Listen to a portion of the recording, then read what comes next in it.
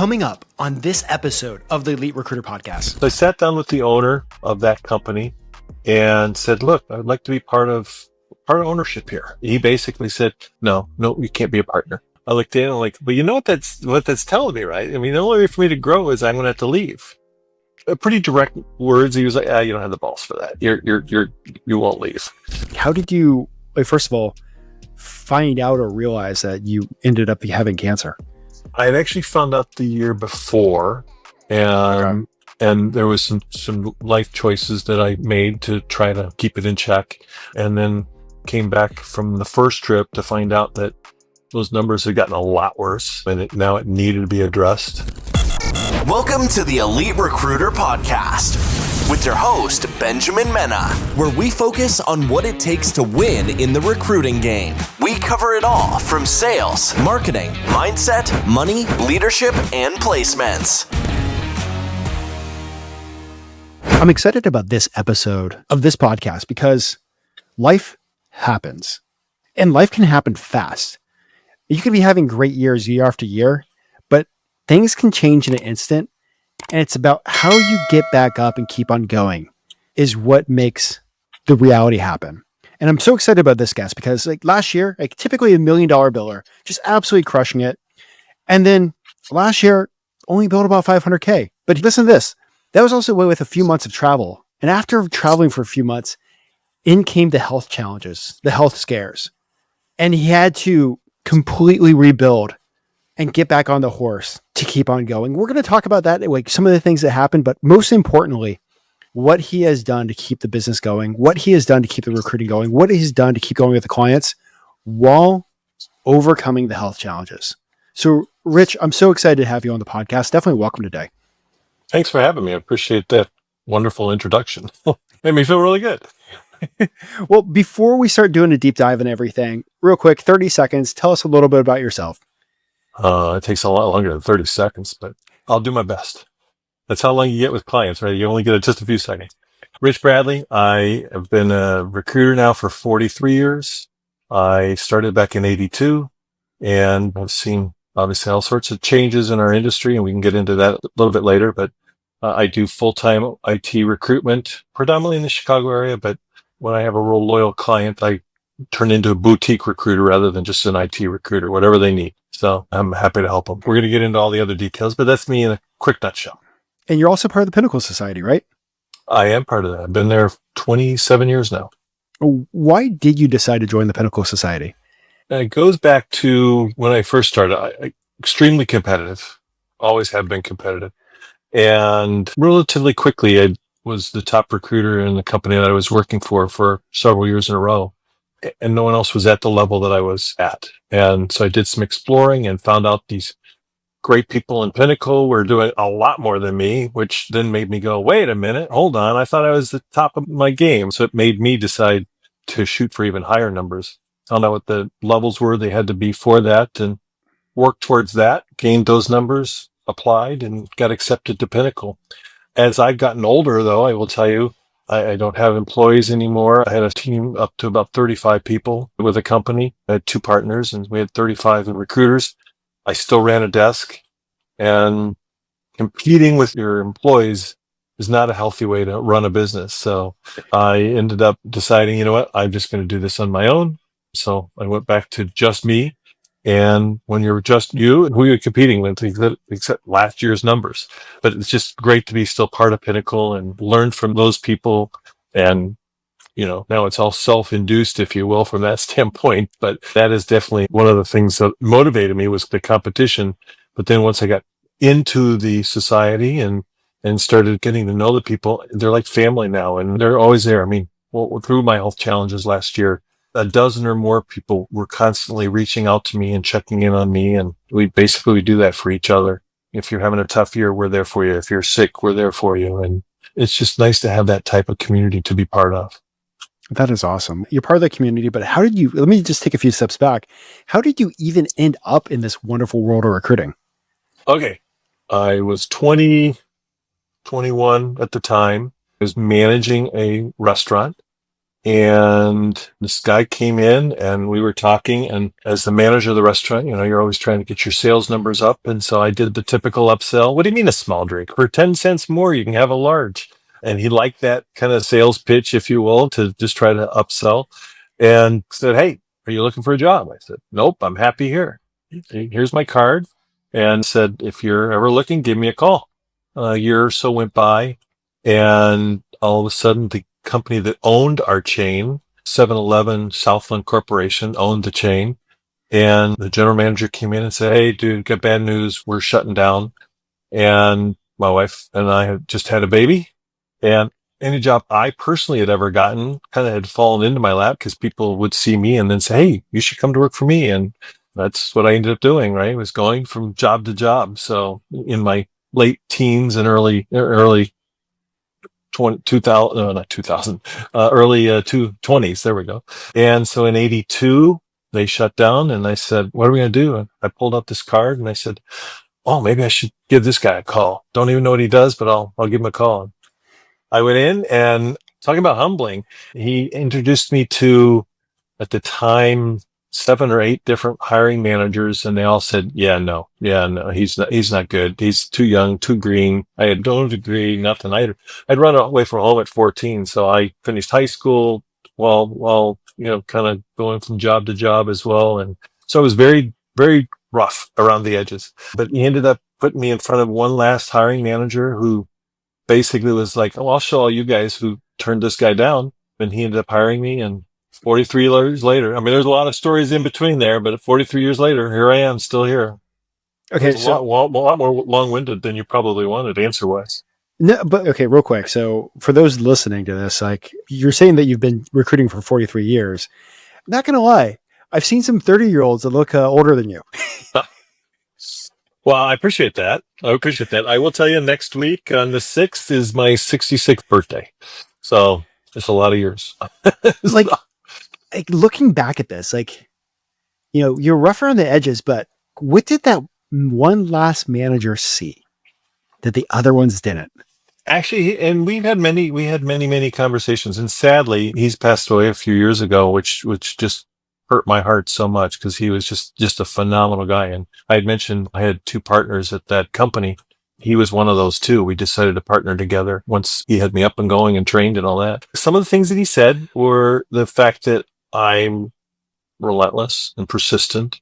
He goes, and a lot of other people would have said, "Forget it, I'm not talking to anybody else. I'm out of here." He liked just a number of the features, I guess, that I presented as I was talking. Some people do the, "Oh, here, sell me this pencil," or, some weird questions. And his were just, "Tell me who you are. Tell me your life story." And I had shared, as I said, ran away from home at 14, and here's why. And, went through all that story, and then the different jobs that I had had. And, I went from job to job, but, it was always trying to find a home. And he could sense that I was looking for a home, and he took me under his wing, and again, he was just a phenomenal guy. Just so sad he's not with us anymore.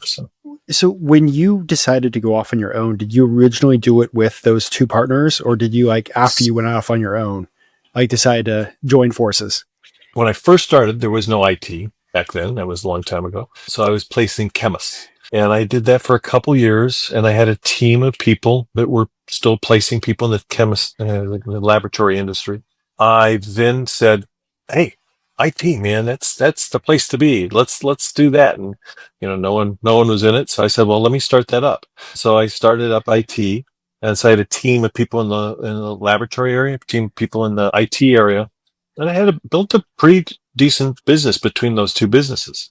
So I sat down with the owner of that company and said, "Look, I'd like to be part of ownership here. I mean, I think I've got something pretty well built." And I was young and probably didn't say it as best as I could, but he basically said, "Yeah, no, I'm not giving this to getting anybody in as partners. This is going to be my kid's business when it's time. And no, you can't be a partner."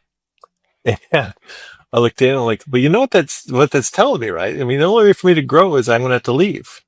And, in not pretty direct words, he was like, "You don't have the balls for that. You won't leave." So I left that meeting and went to my mentor and said, "This is a meeting I just had. and I got to leave. I'm out of here. He just pissed me off really with that. And I'm not going to sit there and, kind of deal with that from that standpoint. And he said, hold on a second.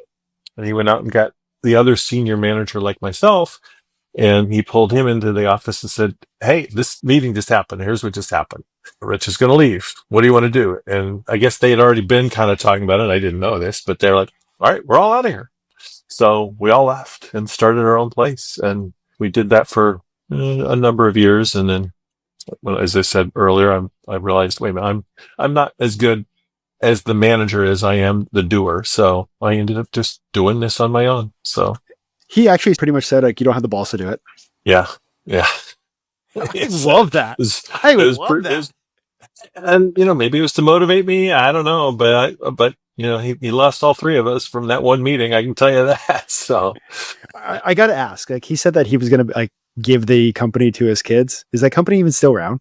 Oh, yeah, they're doing very well. Company's still there. I don't follow them, so I don't know if the kids are running it or not. That was another part of my life, and I've just never looked back, to be honest with you. But they are still there. I know that they're still doing what they do. So obviously successful, which is great for them. I love plenty of business out here for all of us. So there really is. And I just love the fact that he sat down with you and had that conversation and literally completely changed the direction of your life. Oh, absolutely. Absolutely. Yeah. It was a wake up call. Like, well, and I could have stayed there. And frankly, I mean, I see some names of some people that are still there at the company, and, now they say partner after their name. So evidently he changed that too. And they were a really good company, and, I learned a lot from them. So I have no ill will towards them. It's just, I just went on a different trajectory and a different path, if you will. So, well, and you mentioned something a second ago, like you realized that you weren't the best manager, you're a better doer. And I think that's one of the struggles that a lot of recruiters run across. Like, how did you go about actually figuring that out? Full candidacy here. I would train them and get them up and going, and I have several people that are still in the industry and whatnot, but basically most moved on and went somewhere else. And the feedback always was, you're not as good as a trainer as you are a doer. And so I'm going to go do this on my own. After the 8th, 10th, 12th person that did really well and left, I kind of got the hint. So, and if any of you are watching that, sorry guys. I love that. Well, okay. So let's kind of talk about some of the things that you're doing. Like, you're consistently typically $1 million biller before your health challenges and, the travel and everything. To hit that kind of production numbers on a year after year basis, what are you actually doing behind the scenes? Let's go back a little bit. In 82, when I started, it was dark ages, obviously, for our industry. These young people hear these stories and they're like, oh yeah, you walked uphill both ways to and from school. Okay, I get that. In the snow, right? Yeah, in the snow, of course, and -degree weather. You got to make it all the way back. But what ended up happening back then is there were certain battles you had to win, or you didn't make any money. When I first started, it was just switching from applicant paid to company paid. So the first battle you would get from a company is, hey, I see you have such and such job. And then you would say, well, the fee is going to be X, whatever, right? What? No, the candidate pays that. No, you pay that. So that was the first battle, just getting them, are you willing to pay me a fee, but them understanding they have to pay a fee. So that was the first hurdle way back then. Second hurdle was there was no internet. There was no fax machines. You had to get really good at getting a phone send out. Here's such and such candidate. Okay, I've told you enough. Let's set up an interview. I want to see the resume first. Yeah, mail that to me. And then, so 4, 5, 6, 7 days would go by before they even ever had the physical, piece of paper in their hand. So you had one of two choices: get really good at convincing them to see this person without resume in hand, or be willing to drive to their office and say, okay, here's the resume. and I didn't like doing okay, here's the resume. So I got really good at trying to talk them into seeing the candidate. Now that the internet's here and email's so, easy to get stuff, honestly, it's a lost art even for me. I easily succumb to, all right, fine, I'll just send it to you. Okay, you got it? Now let's talk about it. But, there was a lot of battles you had to be really good at, or you weren't going to make any money back then. So You mentioned it's kind of like, the theme of talking with you offline and talking with you in this conversation. The theme, it sounds like one of your secrets is the phone. Absolutely. You got to be able to be willing to be on the phone. Yes, now we've got, do searches in LinkedIn. I'm pointing to my screen, sorry. But searches in LinkedIn, searches here, do this, use different tools and whatnot. But this is still a contact sport. That's what I tell anybody that I'm helping, mentoring, training, whatever. It's a contact sport. You have to be on the phone. You have to be talking to people. It's so easy to get lost in the rabbit holes and, oh, this person works at this company. What's going on over there? Oh, what did they do? That kind of research needs to be done not during prime phone time. That needs to be done evenings, weekends, nights, whatever. So two questions on this. First of all, yeah. do you still hold 40 years in the business? Do you still hold yourself to KPIs? I have metrics numbers all over the place. So yes, now they've changed over the years, and I allow myself certain grace on some things with our usage of Teams, videos kind of like this. I've allowed my phone call numbers to go down. I'm still having conversations, but I'm having more and more conversations like this with candidates and clients. So I just, I got my phone keeping track of how many dials and how many calls and how much time. But then I also have Teams, how many times was I on Teams? How long did those calls last? So yes, in answer to your question, yes, but the numbers have changed. Instead of saying, hey, you're supposed to do 60 to 80 calls a day, now it may be, 25 to 40 calls, but then another 15 to 20, Teams kind of conversations. So the numbers are still there, but they just are in different formats now. All this time in, why do you still hold yourself to metrics? This is going to go back to why I almost didn't come to work in this industry, but have you ever seen the people at the newspaper or that are handing a newspaper like at a grocery store, or they knock on your door? Here's today's free newspaper. Oh, you want to sign up for this? I did that. That was one of my jobs, and I was really good at that. I was always top salesman. I would get done in like an hour and a half, 2 hours, what everybody else would take them all day to do. And back then, being young, I would do my number, double my number, and then say, all right, I'm done for the day. And then I would go to the bowling alley and go bowl, or go play pinball, or do whatever, you do at 20 years old back then that were, things that you couldn't do during you weren't supposed to do during the day. You're supposed to be working, right? So I learned real quickly. I didn't have kind of the motivation, if you will, to just, see how far I could go. It was just, okay, I'm double everybody else. I'm done. And so one of the things that my mentor kind of helped me with when I got into this business was how to get past that and how to push through it. And a lot of it was numbers and keeping track of my numbers, and then going from trying to beat everybody else, but then turning it into beating my own numbers, if you will. So for me, numbers are paramount. I mean, I've got numbers over here on the side of my desk. I've got numbers on my planner that I keep all day. I'm still old school. I write every day what I'm going to do. I don't just have it in the computer. So, that also kind of, is my way of, okay, I wrote down these 40 things for today. I have to do them because I don't want to just move them all to tomorrow. I want to make sure that they're done. And this is a question that I feel like probably isn't for Pinnacle Society members listening to this podcast, but for people that aren't part of Pinnacle. When you say planning, this isn't like the top 3 things that you're going to do today. What does planning actually mean to you as a recruiter? First, planning is having the big picture. What am I trying to get accomplished? What am I trying to get done each day? And what's my goal from that standpoint? And then what do I need to do to make that happen? So every day has 10 to 15 already in process kind of things on my planner. I'm back to doing a lot of business development. So it's anywhere from 10 to 20 of those calls every day that I'm checking in with people. And then, the remaining time is, okay, I've got these jobs open.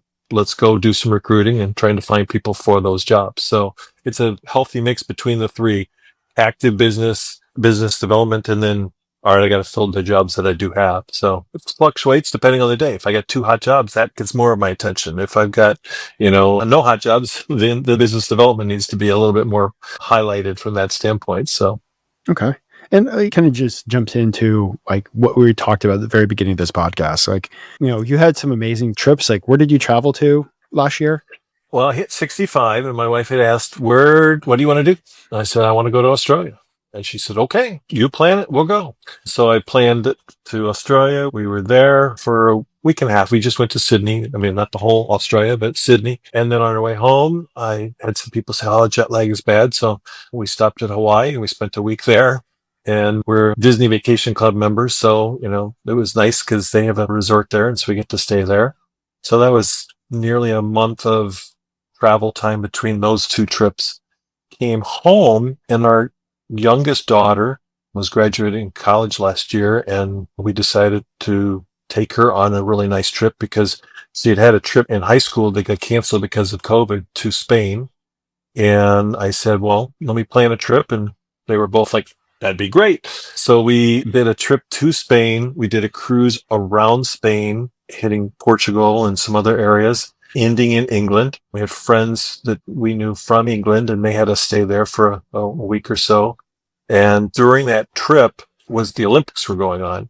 And my daughter has been on the rowing team all of her high school and college years. And I was able to get tickets to a rowing event, and that was her little surprise, if you will. And so we went to the Olympics. I had to go to Paris to get to the Olympics. So it was a long trip. So we came back from that trip pretty wiped after just coming back from another trip, fairly wiped from the other travel. During that trip, were you still recruiting, or you just take time off? I was in process business. I was working on that. I wasn't really doing new business. So I came back to a pretty empty desk when I came back. The other things had gone through, and we had the start of the year that I wanted, about $500,000 from that standpoint, which was nice. A little shy of $500,000. The rest of it I did the second half of the year, but then with the health issues, the year really suffered from that on. So, and let's talk about that. How did you, first of all, find out or realize that you ended up having cancer? I had actually found out the year before, and there was some life choices that I made to try to keep it in check, and then came back from the first trip to find out that those numbers had gotten a lot worse, and now it needed to be addressed. And so I said, all right, can it wait about 6 weeks or so? And the doctor was like, if that's what you want to do, sure, okay. Because I didn't want to miss this trip. This trip was too important for me to go with my wife and my daughter. So we went on the trip, and then I came back, and then I'm like, all right, do what you got to do. I'm like, I'm yours. So that was hopefully good. I mean, I'll know in April if I'm 100% good, but for right now, all signs are that I'm better. So that's awesome. And you weren't able to really, with treatment and chemo and all that stuff, you weren't able to work at all, or barely anything. Yeah, it was challenging. And I did have some in-process things still to do. What took the biggest hit all year was the business development calls. I've done this long enough that I have companies calling and, hey, I need this or I need that. So the new business like that certainly got put into my plan, but there was no new business development. There was no, hey, you moved this company to that company. Can I help you at that company? I mean, so there wasn't the kind of business development relationship calls that I was used to doing every day that, certainly proved out, oh, those are important. Those need to be done. I am not a recruiter who does NPC calls. I hate, hey, do you want to buy fish? Do you want to buy a fish? Do you want to buy a fish? And then, oh yeah, I do want to buy fish. Oh, okay. Well, it was my fish that you want. Yeah, I'm not that kind of person. I'm all about trying to just develop relationships and get to know people and have conversations. And so what's this year look like for you? So I've got already 8, 10, 12 places that, I already know, okay, late in February, call this company because they're going to need this, and March, call this place. And so I've got that starting to get built up again, but you don't do that for nearly a year and your business doesn't happen. The Elite Recruiter Podcast has multiple summits coming up that you need to make sure that you are registered for. We have the AI Recruiting Summit 2025 coming up. And on top of that, finish the year strong.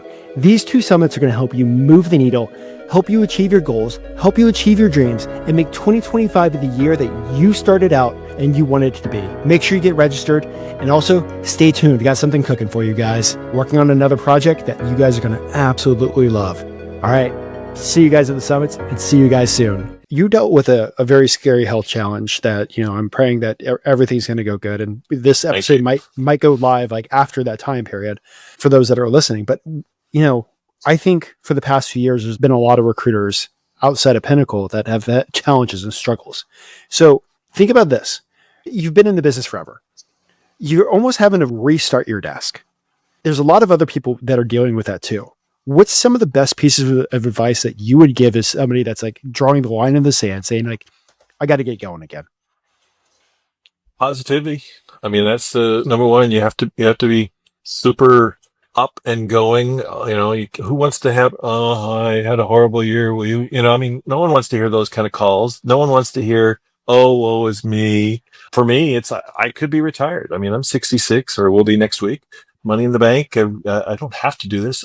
I do it because I love doing it. And if I'm going to do it, I was disappointed with a $500,000 year. I mean, that was very disappointing to me because I know it wasn't up to my standards of what I could and should do. If I'm going to do it, I'm going to do it at the level I know I should do it. But again, as I said, I still love it. I love helping my candidates. I love helping my clients, putting them together, letting them hopefully, have nice long-term relationships. I love those calls. I love those calls back from the client. Oh my gosh, we love this guy. Oh my gosh, I love this company. I just had a couple calls like that this morning where you placed me here 10 years ago, 15, 20 years ago. I'm still here. Those are what feeds me. The money's nice. Don't get me wrong. I'm never going to do this for free, but that's not the reason to do this for me anymore. Now, which then takes away from what you were just saying. How do I, have that conversation with, maybe younger people? That's something that's really important to me. I go to different associations and, speak to younger people and try to have kind of a Q&A session with people and ask me whatever you want to ask. I mean, I'm happy to help, but I really do like helping people learn this business. As I said, my management style was watch me, I'm not going to sit there and listen to your calls and, oh, don't say this, don't say that. The mentor guy, he was awesome at that. That was not my skill. My skill was watch me listen to my calls and then go do what I do. And you're going to make a lot of money. There was only a couple people that really resonated really well with them. Most everybody else is the other way, well, listen to my call. Tell me what I said wrong. Tell me how to do something better. Unfortunately, it was not my style. So everybody has to learn what they're good at and what they're not good at, right? So I'm really good at what I do. I'm not as good at that. So, and that's why my partner and I really worked well with each other. He was fantastic at that. So he dealt with that. He dealt with their personal problems. He was really good at them coming in and sitting down in their office and just, telling them where their life issues were. And he cared. He really genuinely cared. I mean, he would interview somebody once and he knew where they went to school and why they took the classes they took. And, that was just him. He was just so empathetic with people and so wonderful and kind always. I try to be that, but I'm nowhere close to as good as he is. So anyway, sorry, went down a rabbit hole. I told you can't go down rabbit holes. Well, rabbit holes are always the best when it comes to these. Well, for these, maybe, yeah. Yeah, definitely for this. So I don't know. Did I answer your question? I guess let's start from there. I was going to take it one step further. Like, with you having to rebuild the desk to the goals that you want to hit, are you having to like almost like double your BD numbers, your BD metrics, priming the pump a lot more? Yeah, double is probably not the right word because I didn't do any last year. I was, filling the roles that I have, but then having fun, or in the case of being in the hospital, not having fun. But for people who are old enough to remember, one of my great speakers that I would always listen to is Zig Ziglar. And one of Zig's, he has many, but one of the ones that I remember the best was he would come into his speaking thing and he would have one of these old fashioned water pumps that you would see like now maybe in a national park, maybe, or somewhere like that where they don't really have running water, right? And he would say, when we used to use these, you would have to really pump it a million times and as hard as you could and pump, pump, pump, pump, pump. And then once the water would start to come out of this water faucet, once the water was flowing, then you could slow down to a nice steady pace. All right. But as soon as you stop, the water is going to go back down. And the only way to get it started again is you have to go back to that hard pumping and fast pumping again. So that one really resonated with me in terms of, when you're at zero, when there's no water flowing, you've got to work your butt off to get the water to kind of start flowing again. And then once it's flowing, then you can not ease off as in like don't work, but not have to be as strenuous at it. Well, right now, the water spigot was off for me, and I got to, pump as hard as I can and get things going. And so that's what we're doing here. And, I started in late December, which is probably the worst time, but it worked. I mean, I'm getting companies wanting to talk about 2025, and then, January going into this month and then next month, I'm pretty sure that by March, April time period, I should be able to go back to the steady flow rather than the kill myself flow. So, Well, awesome. And, it's incredible, what you've done year after year. And even with a challenging year, what you were still able to accomplish. But we talked a lot about your story, like how you got into it, the health challenges and overcoming. Before we jump over to the quickfire pinnacle questions, is there anything else that you want to recap or share about your story? my story, I would say, and this kind of goes back to kind of what we would tell kind of the junior people or whatever, stay on the phone, have numbers, have your KPIs so that you're motivating yourself from that standpoint. Seek out other people that are like-minded that are going to help you, but also seek out people that are like-minded in a positive way. I mean, there's nothing worse than sitting next to Debbie Downer type of a person. Or I made a mistake a second ago when I said, probably the worst time in December. I've always had my best months in December. So I actually don't think December is a bad time to make placements. It just proved to be a bad time to try to get the people for the new development, because everybody was either too busy or already gone on their Christmas holiday or whatnot. So that's what I meant by bad time. But for me, December's are great time periods to make money. I always had some of my best months then, as are January's. People, usually were coming back from, taking some time off. So then they weren't making money. And again, I worked hard during December, and January's were good for me as well from that standpoint. So sit next to people, talk to people that are going to be positive influences rather than negative influences.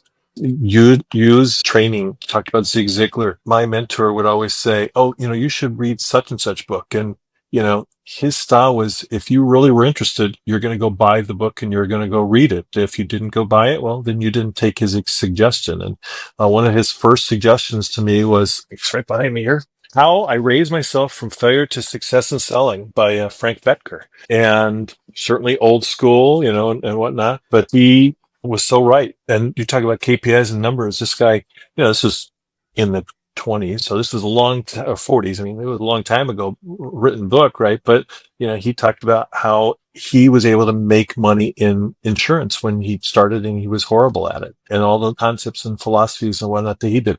This book was kind of my Bible from okay, if he can do it, I can do it kind of a thing. So, because I had a horrible start when I started. I went 6 months without making a single placement, and he wouldn't let me quit. And then, so, all right, I have to tell this story now, because I hope you have time, everybody. But I'd been here 6 months. While I was still doing this job, I thought, well, okay, maybe this is a business for me. But, I was selling Tupperware at nights. I was going to college at nights as well to try to get a degree. And I was still trying to interview for what I thought were restaurant management jobs.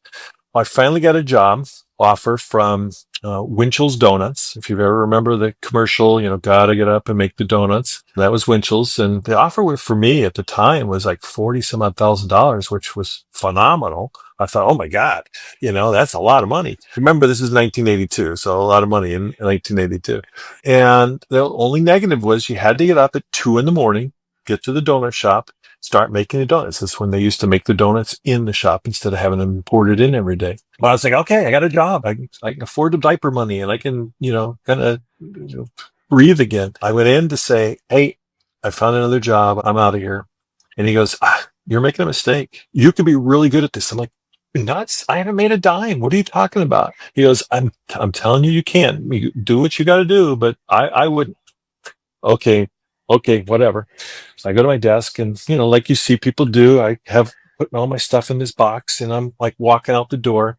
And as I walked around the corner, I remembered I had forgotten something. So I went to turn around, and we used to sit in islands, 6 to 8 people islands, and ours was 8 at the time. As I was about to come around the corner, I heard one of the guys go, oh, thank God, we're finally rid of that. He said, you know what? And, back and forth, all of them were just totally roasting me. And it just pissed me off. And so I came back around the corner, I put my box back on the desk and said, I'll see you guys Monday. And I left. And I ended up turning that job down. I gave away all the rest of my Tupperware business to somebody else. It was weird timing. Like all my classes had just finished and I had just taken my final for those classes. And I said, all right, I'm going to give this my 100%. I'm going to show those guys that I can do this. Come in on Monday. This is the kicker to this story. Come in Monday. Jim, my mentor, sees me and he goes, what are you doing here? I'm like, you told me to come back. I didn't think you were going to. And I'm like, dude, I already turned down the other job. I'm like, I got to do this. And so I found out later when he admitted to me that I was just yanking your chain. I wanted to make sure you were committed, but I ended up making 2 placements that week from things I turned up on Monday and I had the offers happen by Friday. And I've never looked back. Never looked back. So Is it because you decided to go all in? again, I'm competitive and don't tell me I can't do something. I'm going to prove you wrong. And an abusive stepfather who that was his means of demeaning and belittling people. And I was like, yeah, no, I'm in this business and those people are all long gone. So, anyway. I love it. Just like a conversation and a thread completely changes somebody's life. But oh yeah, I mean, I still vividly. I mean, there's a few things in the 40 some odd years of doing this business that stand out in my mind. That one is vivid in my mind. Of, oh no, guys, I'm going to show you. and it's the power of mentally capturing that conversation and reliving it over and over is such a motivating factor. Oh, absolutely. So in answer to your question, what motivates you and what I have little things like that, I'll kind of go back on and remind myself on. But again, as I said, the biggest thing for me though, is I love knowing that I'm helping people in their careers and their lives. And so that's my biggest motivation these days. I got 3 daughters. They're all doing well in life. My wife and I are happy what we're doing, but it's just so nice to know. And otherwise, what am I going to do? Sit on the sofa and watch Netflix and movies all day, or go out and golf all day, or you might as well do something productive for humanity from that standpoint. So, well, you said you like to do like talk and, almost like mentor other recruiters out there. Like, when you're sitting there looking at your career, like what is one of the things that you like to do or want to do to give back? I regularly go back to, I live in Florida now, but I go back once a year to speak at ISSA. We twice a year have Pinnacle meetings, and there's always, I can't help it being people more junior or younger than me. So, helping and talking to those people, and have some of those people from Pinnacle that reach out fairly regularly and, hey, Rich, how would you do this? Or what about that? And I mean, so between those people reaching out and, Pinnacle people and the ISSA people, I'm constantly hopefully helping people and hoping that they do well from that standpoint. So What would you say to a recruiter that's, been in the game for a while, let's say 5, 10, 20, 25 years, and sitting down with you and like, hey, like you have just like a different level of success. It's something that I want to get to. What advice would you give me? let's look at your numbers. It's always the small numbers. Small numbers are always the challenge, the problem. How many calls do you make? How much time are you on the phone? What's your goals to, number of job orders a month? What's your goals to how many PCs or send-outs do you have a month? Phone screens and interviews. What's your ratios? I was very numbers driven, and I had a trainer one time, say to me, what are your numbers? I told him my numbers. He goes, oh, those are good. But what's your send it to placement ratio? What's your job order fill to placement ratio? And I said these numbers that were high.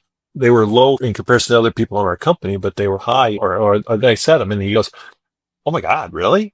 I mean, and I'm like, why? What should they be? And he goes, 3, maybe 4, somewhere in that range, right? And I'm like, mine were like 8 and 12. And I'm like, oh, I need to fix that. And so then I went and started, what do I need to address, and how do I need to address this or fix this so that it's, these numbers are there. And now my send up to placement ratio is anywhere from 3 to 4 every year for the last 20 some odd years. How are you keeping track of all these numbers and these KPIs? Is it all within your ATS, or is there a way that you go about doing that? As I said before, I'm very old school.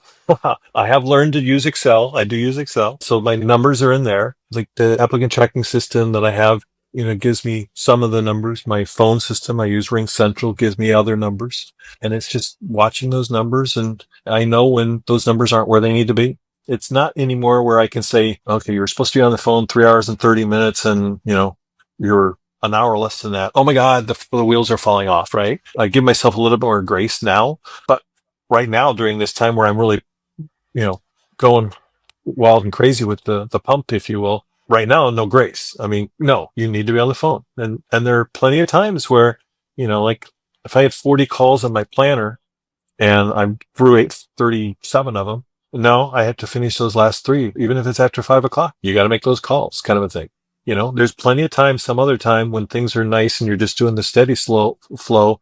I can get to those tomorrow, but now is not that time. Just this call with you. I mean, I had a certain number of calls that I was going to do before I talked to you. And so I wasn't as early as I would have liked. I mean, I was to the very second of getting that last call in because I was like, well, I know the rest of my afternoon is going to be talking and having conversations with you. So nope, these calls have to be done before I'm done. So it's just my own. I kind of went back to the days of, I would go to the bowling alley or whatnot and be what I called myself lazy. And, once you give yourself those numbers and hold yourself to that standard, it's just like working out. I mean, you could go in to work out and you do 5 minutes on a bike and barely pushing it. And, you pick up some dumbbells and you do 3 or 4 chest presses. And then then you're like, oh, I worked out today. Okay. Did you? Okay, sure. You moved your body a little bit, but did you really work out? I'm the same with my weight training. You got to have goals. You have to have, this is what I want to do today and what I'm going to accomplish and kind of go from there. So I just am very metrics driven for any of those kinds of things because I know if I don't, it would be real easy for me to watch movies on Netflix or be out golfing all day or not doing the things that make you productive from that standpoint. So I'm curious about this. Like, you've been a top biller, you've had a ton of success. If you had the chance with everything that to go sit down with yourself, I will say within your first year of your recruiting career, what advice would you tell yourself? There'd be a ton of advice that I would give on the desk itself, but on the personal side, it'd be 2 things. I have 3 daughters, as I said. My first 2 were younger in my career and they didn't get as much attention as I would have liked looking back. My third one certainly got more of the attention and good for her. Sad that I wasn't able to do that with my first 2. So one, make sure you remember family is important, just as important as, if not more so than the job. The other one would be, I've drilled this into my 3 daughters and hopefully they got this down, but save more than you spend, basically, make sure you have a certain percentage. I told them 20%, every money that comes in, put 20% away and then do whatever you got with the remaining 80%. I wish I had done that a lot earlier in my life and my career. We have good money put away now, but I know it could be a lot more had I listened to that advice or taken that advice, I guess I should say, from my older self. So those are 2 on the personal side, family and save more than you spend. On the work side, I do regret not being as good as my mentor in terms of helping other people and listening to their calls. A lot of times when you train new people, the hiring manager would be like, oh, here's a really good person. Here, you call them, you talk to them. And that was never my mentality. Mine was, no, I found this guy. You go find your own person. Again, it's not a great relationship building. I mean, I trained a lot of good people. There's some good people in this industry that are still doing this job, but it's not a way to as I said with Jim, I mean, oh my God, I would have stood in front of a moving car for him, and there's no one's going to do that for me. So, but I think I've trained them and they've got some good experience. So hopefully they at least realize that they have a good career because of kind of the things that I did teach them. So we'll see. Well, talking about careers and teaching and stuff like that, and being part of Pinnacle and all these other organizations, I'm sure you get a lot of questions from recruiters like, do this, how to do that, how to do this. Is there a question that you wish they would actually ask you, and what would be that answer? The questions I get are, what's your secret? How do you do it? What do you wish they would ask you? Well, I was going to say, I mean, what I wish they would ask me is things that they really want an answer to, right? I mean, people don't want to hear you have to work hard. They want to hear there's a shortcut. There's an easy way. They want to hear, they think there's one secret, and there is not one secret. I mean, I shared a couple just a few minutes ago. Be on the phone. Have your goal. work your goal, right? If you got it, if it's on there, do it. People just don't do that. Or they think they do that, just like they think they're working out. You have to, push yourself. You can't just ride the wave, if you will. So I would say it's got to be a passion in my mind. Again, and this is what works for me. I mean, other people have different, I have plenty of Pinnacle friends that clock hits 5, they're done for the day. It doesn't even go to 5. They're done at 3. Weekends, I don't spend any time on the weekends doing anything, and they make a shit ton of money. All right. So clearly I don't have the answer because you want to talk to them. I mean, there's people that do this part time and make just as much money as me. What am I doing wrong? Right. But this is what works for me that gets me to where I want to be. So long as I'm somewhere between 750 and $1 million, I feel like I've done what I should be doing, at that level. Below that, I didn't work as hard as I could. Above that, I've had years above that too. Those are gravy, great years. But, so long as I'm in this general range, I feel good about what I'm doing. So in answer to that question, what would be a good question? Know what your heart really wants to know and then ask that, right? That's kind of where I would go with it. If you really want to know what my secret is, if you really want to know what that person that does this part-time as secret is, then you've got to put your money where your mouth is, right? Do it. So does that answer that question? Yeah, no, that's perfect. Well, let me just kind of, if anybody listening to this wants to follow you, how do they go about doing that? teambradley.com, rich@teambradley.com. That's my email. My website's teambradley.com. I don't have podcasts. I mean, for me, it's LinkedIn. I'm on I'm LinkedIn, Rich Bradley. So feel free to connect with me. I'm happy to answer people's questions. I'm here. So long as you're willing to take my advice the way I give it. I'm being pretty straightforward with you. I mean, if you're not willing to work hard, then I don't think you'll make money. That's my personal philosophy. Others have other philosophies. That's mine. You got to work to do it. And then the other one to keep in mind that I have learned, and I know you said this is probably going to air certainly after this, but in 2 weeks, we're going to have the Super Bowl, right? Kansas City against Philadelphia. When you read the articles now about Kansas City and everybody's like, oh, I want Philadelphia to win. I'm sick of Kansas City. That's how it is in our industry too. I would sit next to people, and if you had a really good month, it was fine the first time. When you had a really good month the second time, well, okay, what's he doing? You start having good months one after another. Human nature, people are going to try to bring you down. They want to keep you at their level. And that's why I said that in the beginning. Hang around people that you want to be like. Don't hang around people that you maybe are like. That's why I go back to the Pinnacle. That's why I love being part of Pinnacle, is I get to hang around 79 other people that are at this kind of work level and success level. And no one ever is resentful. There's people that are doing $1.25, $2 million.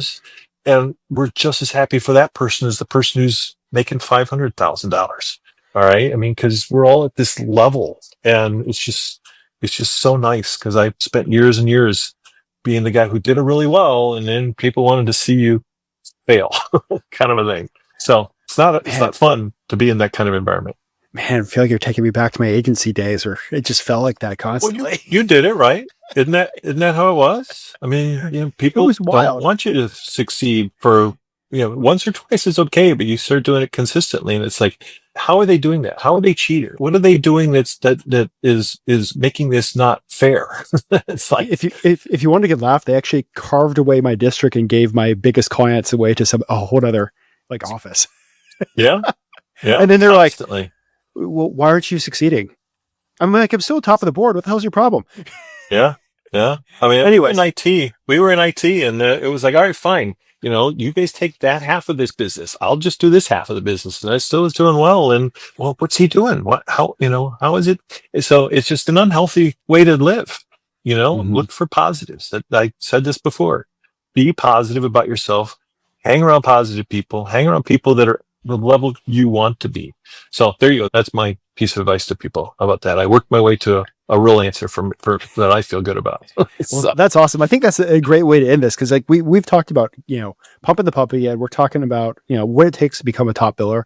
We've talked about also getting up from the struggles that whatever you're having, because everybody has struggles. Absolutely. get back up? How do you get yourself around a group of people that you want to be like? And how do you keep on going? So I have one more. Can I share one more story? go ahead.